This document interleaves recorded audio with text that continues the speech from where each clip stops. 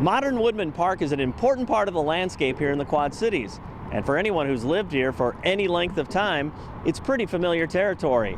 But not so much for the 25-plus players and coaches who are calling it home this summer as they play for the Houston Astros Class A affiliate here. And for guys like Rio Ruiz and Austin ElkIns, they are leaning on the Lord as they learn to play the professional way. You know, I've been really fortunate to stay with a host family who's been really good to me, and that's made my stay a lot easier. It's made me get acclimated so much faster.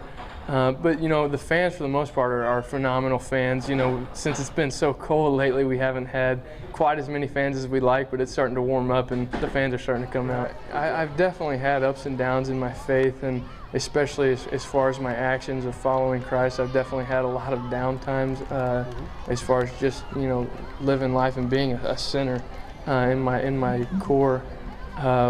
But I've been so blessed growing up. I had a strong Christian coach in high school, Coach English, who was great to me for 4 years in high school. A big guy in FCA, and he's been a great mentor in my life. I get a verse from him every morning. And then I went to Dallas Baptist, and you know, a lot of kids, they get to be away from their family when they go off to college, but I was basically, you know, 30 minutes from my house. So I mean, I had the freedom. They you know, kind of set me on my own, but I still had the ability to go back and confide in them if I needed to.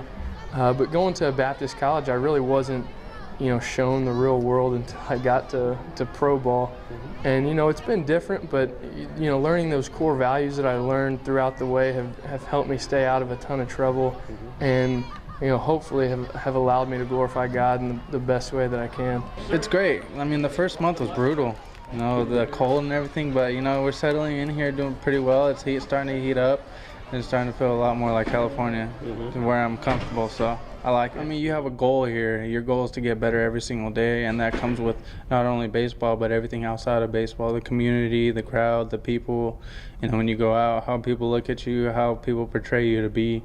So, you know, I think that's just another thing that we gotta, you know, roll with as ball players, not just baseball, but everything that comes with it. Our faith in God and Jesus Christ is just beyond measures, along with my parents and my grandparents. You know, they really told me that nothing happens without God and Jesus Christ, and he's gotten you this far, and he's going to carry you all the way through. And you know, I was struggling earlier in the year, in the middle of the year, and I got hurt. And you know, I just always, every time I go out the bag, just sign across and say, Jesus, I trust in you. So as long as I do my thing, he'll take care of the rest. Both players say they've had their share of highs and lows in this young season. But both players also say they've got the big picture in mind and staying consistent in their faith as they climb the minor league ladder. You know, count on all joy, my brethren, when you fall into various trials, knowing that the testing of your faith produces patience. That verse in James has said it all for me, because in baseball you're going to have trials, you're going to go through hard times, but you're also going to go through good times. And so learning humility and looking at how Christ lived his life when he was on earth, I think is the key to learning humility. And you know, baseball is a sport that breeds pride more than anything, because you have inferiority pride and superiority pride, which is, you know, it can be either the attention's all on me because things are going bad, or the attention's all on me because things are going good. So either one is equally as bad as the other, but you know, looking at things that are taught in Scripture, it's definitely good to have a basis for what humility is, and I think that's probably the biggest thing in baseball, and where I struggle the most. The glory's not for me. Ultimately, the glory's for God. That's what we're created for. And you know, I'm reminded of that, you know, every day when I wake up. I'm just thankful to have another day. So it really doesn't matter if I'm making the league minimum $500,000 in the big leagues, or if I'm making $27 million a year, or if I'm in the minor leagues making $4 an hour or whatever it is.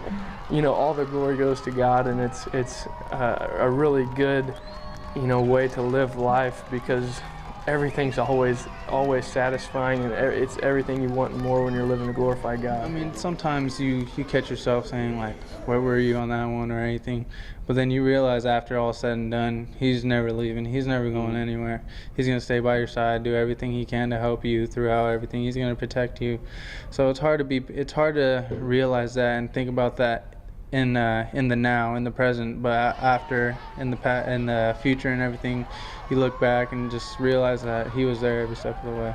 you know, being humble is probably the biggest part of all that. You know, where you come from and where I came from is, you know, we came from humble beginnings. My family and my parents really never came from anything special. You know, I'm the first one in my family that has had anything big, and I just take it upon myself to take care of my family because of their humble beginnings. And now we're doing well.